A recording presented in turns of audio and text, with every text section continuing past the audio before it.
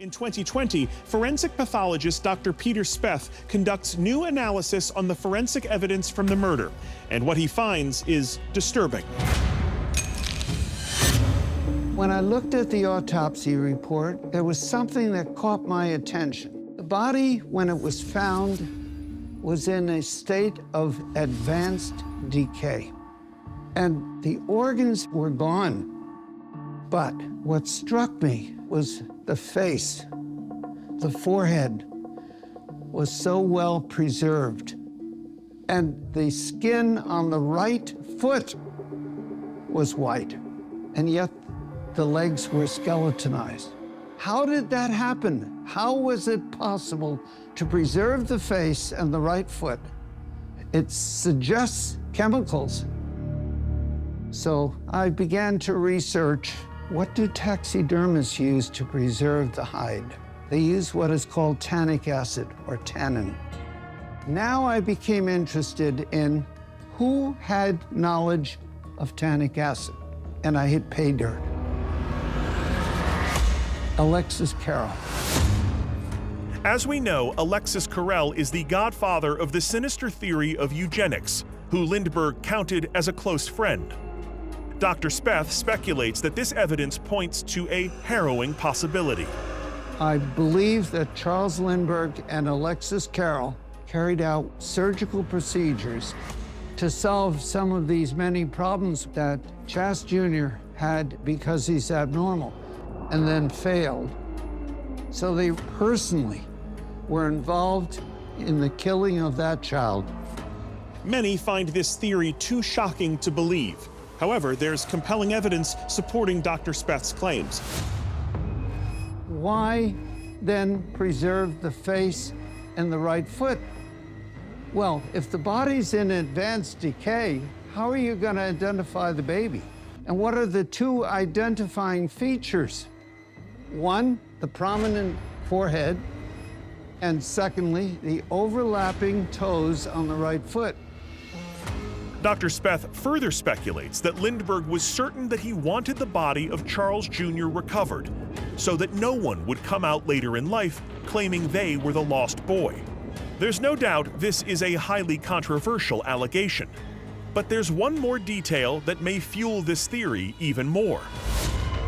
Charles Lindbergh was leading the investigation and telling the state police what they could or could not do. He had the baby cremated and put out an order that none of the evidence would ever undergo further scientific investigations. To this day, the governors, the attorney general, and state police have been upholding that. Charles Lindbergh was a larger-than-life icon who changed the world forever. But he was also a very complex figure, living a life of contradictions. Will we ever know what really happened that stormy night in 1932?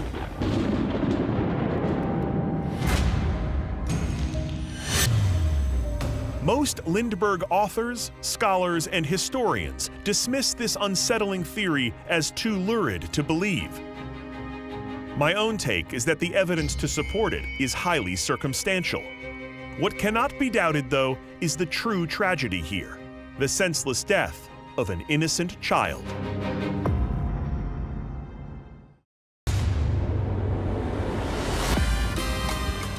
We now take you from the historic tragedy of the Lindbergh baby to an assault on American diplomats and secret agents in modern day.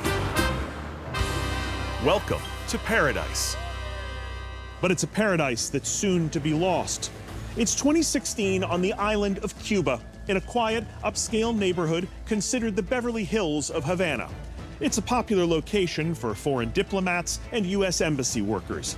But soon, they'll be seemingly attacked by something terrifying, something beyond all comprehension.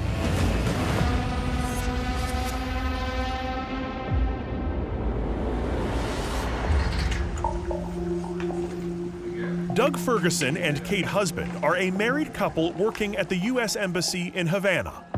They're enjoying a relaxing evening after work. What they don't know is that their world is about to be turned upside down. As they prepare for dinner, a high-pitched sound suddenly fills their home. and it feels like something is drilling into their skulls and somehow piercing their brains. Is it all in their heads? Or are there far more sinister forces involved? But Kate seems to get the worst of it. She deals with a constant state of vertigo, nausea, as well as brain fog. What they're experiencing doesn't have a name yet. At work, Doug makes a shocking discovery. The same strange things are happening to his co-workers. Dozens of U.S. Embassy workers in Havana are experiencing the same strange collection of symptoms: dizziness, trouble sleeping, vomiting, and short and long-term memory loss. This is definitely not the office flu. The media catches wind, and the mystery illness is dubbed Havana Syndrome. But it's not just limited to Havana. Cases with similar symptoms start popping up, affecting U.S. employees all around the world. There are incidents in Poland, Taiwan, Australia, Colombia, Tbilisi, Georgia, and Moscow. All the victims are either State Department employees, CIA intelligence officers, or their families. Is this all just a strange coincidence, or are dark forces at work? December 2017. CIA officer Mark Polymeropoulos is in Moscow visiting intelligence contacts. Mark is a real-life James Bond. For most of his career, Mark has worked in the field as an operative, hunting bad guys in Pakistan, Iraq, Afghanistan, and Yemen. But on this routine trip, this certified badass who has dodged bullets, RPGs, and ambushes is about to have his life changed. Little does he know he's about to get taken out by an invisible attack. I wake up in the middle of the night in early December 2017 in a hotel room in Moscow, and something really extraordinary is happening. My ears are ringing. I have tinnitus, which is very disorienting. It's a sound that never stops in your ear. I have an incredible case of vertigo. The room is spinning uncontrollably. I'm physically sick. I have a splitting headache, a migraine, and I'm realizing that something is going on much more than food poisoning. Something is happening to me, which was something that was very disconcerting because I've been shot at in places like Iraq and Afghanistan. I put my life at risk numerous times. This is a feeling I've never experienced before because I had no control over what was happening. I was terrified. It seems Mark is the latest victim of Havana Syndrome.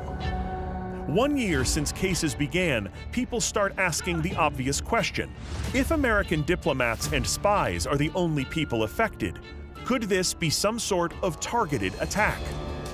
The U.S. State Department is eager to find answers and sets up a study at the University of Pennsylvania.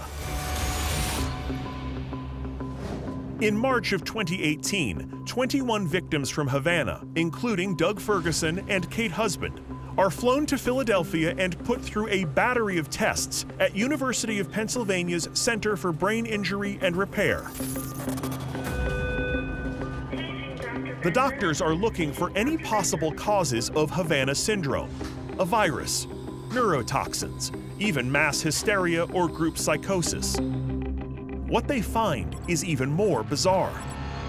Scans reveal brain damage in these patients consistent with what you'd expect to see after a series of repeated concussions. But none of these patients have sustained any kind of physical head injury. For some victims like Doug Ferguson, he'll make a full recovery 9 months after the attack.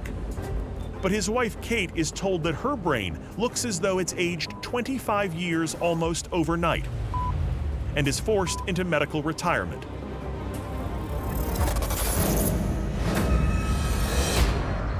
And then, researchers at the University of Pennsylvania come to a truly shocking conclusion. They believe they've determined the cause of all of this: microwave radiation. Researchers point to the screeching cricket sound that often accompanies Havana syndrome. It's consistent with something called the Frey effect, the sound microwave radiation makes when it penetrates your skull. And exposure to microwaves results in the excruciating symptoms that line up with those reported by syndrome victims. The Penn study doesn't pinpoint where the microwaves come from, but at the end of their report, they do mention that Russia has been developing capabilities around microwave weapons. Okay, feels like they might have buried the lead on that one, but come on. The idea that Russian spies are shooting beams of microwave energy at Americans, it sounds like something out of a sci-fi movie or a cheap spy novel. Except it isn't, because they've already done it. 1953, the height of the Cold War. The USA and USSR are sworn enemies, and their intelligence services are playing an endless game of spy versus spy. Ground zero for that game is the American embassy in Moscow.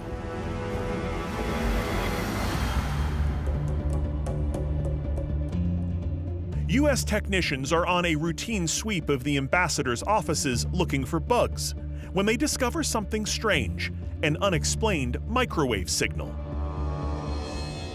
Technicians track the signal and realize the transmissions are trained on the east side of the American embassy, where the ambassador's office is located. Eventually, the technicians discover where the beam is coming from: an apartment across the street, but they can't stop it. All they can do is shield the building to protect the diplomats inside. Meanwhile, the CIA tries to figure out why this beam is targeting the embassy. Theories include everything from electronic warfare to mind control. That mysterious microwave will become known as the Moscow signal, and a decade later, in the 60s, this puzzle is at least solved. A listening device is discovered in a wooden carving on the wall behind the ambassador's desk. The carving was given to the ambassador from Russian school children. The Soviets are using the microwaves to activate and power a bug hidden inside the Great Seal. Pretty sneaky. Even though the Moscow signal itself didn't appear to be a weapon, it did use microwave energy strong enough that it could have been. By the 1960s, the US, Russia, and China are all experimenting with weapons that use microwaves, or RF, radio frequency. Soon, other countries are developing these directed energy weapons, or DEWs.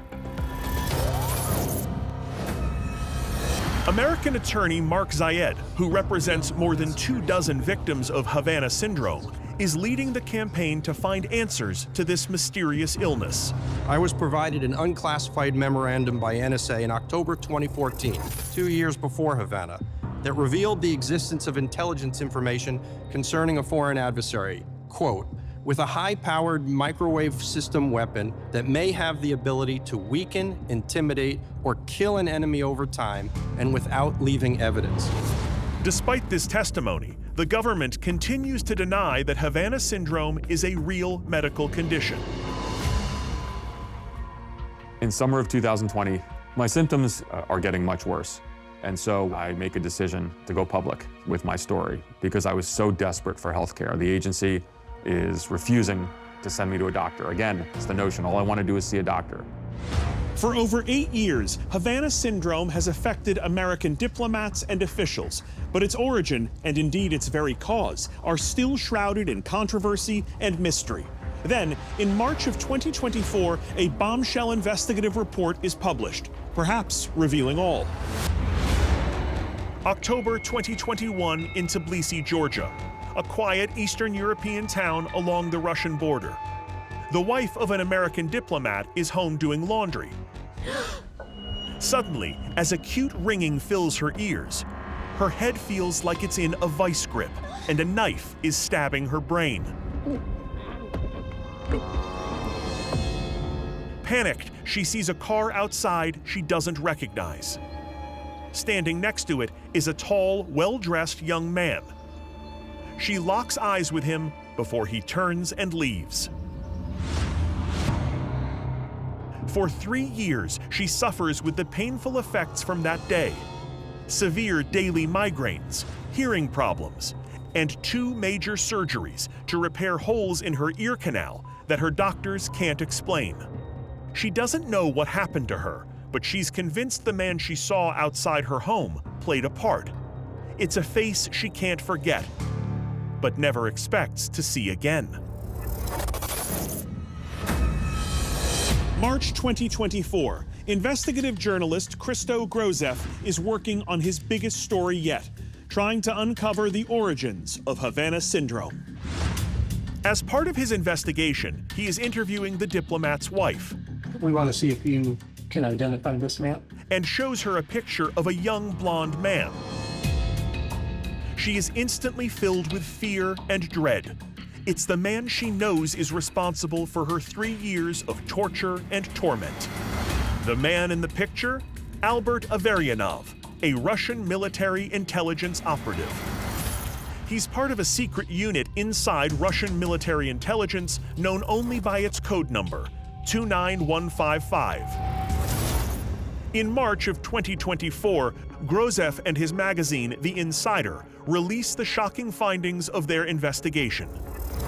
Grozev uncovers a secret Russian cable showing members of Unit 29155 receiving awards for work on the development of non-lethal acoustic weapons.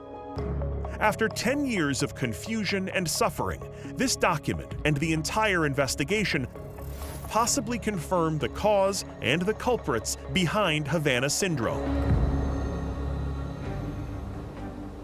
This issue becomes very problematic because, in my view, and I think in the view of many others, this is an act of war. And so it then calls into question, what does the United States government do about this? Perhaps that's one of the reasons they don't want to get to the bottom of it, because then the question, as you sit around the National Security Council or in the White House, is what do we do? Officially, the U.S. government still says they do not believe Havana Syndrome is caused by any kind of weapon.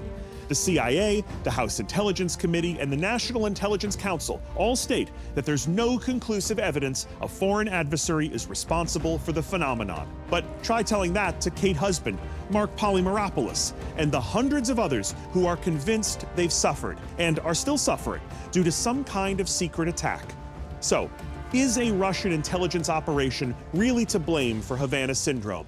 And are we standing on the precipice of a new and terrifying kind of warfare? Hopefully, the answers will soon be definitively on the record. But be warned, the truth could be extremely painful. I'm Josh Gates. Until next time, travel adventurously.